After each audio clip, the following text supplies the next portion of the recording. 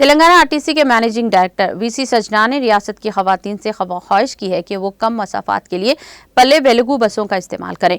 उन्होंने एक वीडियो पैगाम जारी करते हुए कहा कि महालक्ष्मी स्कीम, जिसके तहत रियासत भर में खवातीन को आरटीसी बसों में मुफ्त सफर की सहूलत पहुंचाई जा रही है, पर कामयाबी के साथ अमल किया जा रहा है। उन्होंने कहा कि इस स्कीम पर बेहतर रद्द-ए-अमल सामने आए हैं क्योंकि रिकॉर्ड सतह पर खवातीन बसों में सफर कर रही हैं। उन्होंने कहा कि कई खवातीन कम फासले के इलाकों तक सफर के लिए एक्सप्रेस बसों का इस्तेमाल कर रही हैं, जिससे दूर दराज इलाकों में सफर करने वालों को मुश्किल सूरत-ए-हाल का सामना करना पड़ा है। उन्होंने कम फासले के लिए पल्ले वेलुगु बसों का इस्तेमाल करने पर जोर दिया।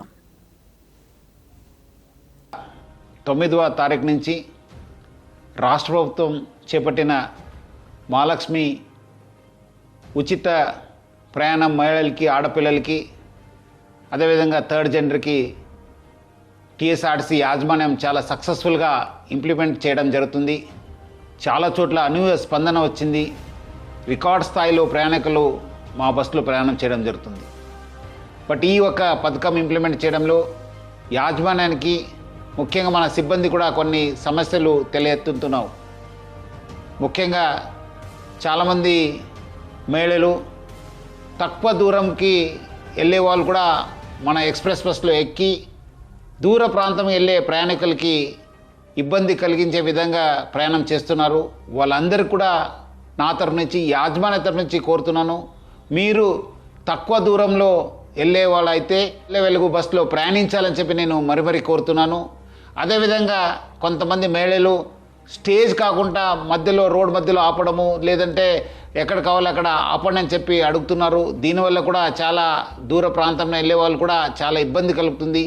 స్టేజ్ దగ్గర మాత్రమే మా బస్సు ఆగడం జరుగుతుంది. సో ముఖ్యంగా దీనివల్ల కూడా దూర ప్రాంతం వెళ్ళే వాళ్ళు, వేరే ప్రయాణికులు కూడా మేలు జరుగుతుంది. మన కండక్టర్స్కి, డ్రైవర్స్ కూడా బాగా జరుగుతుంది. లేదంటే కొన్ని చోట్ల మనకు చాలా ఇబ్బంది కలుగుతుంది. మన కండక్టర్స్ కూడా చాలా ఇబ్బంది పడుతున్నారు. ప్రజలు బాగా సహకరించారు.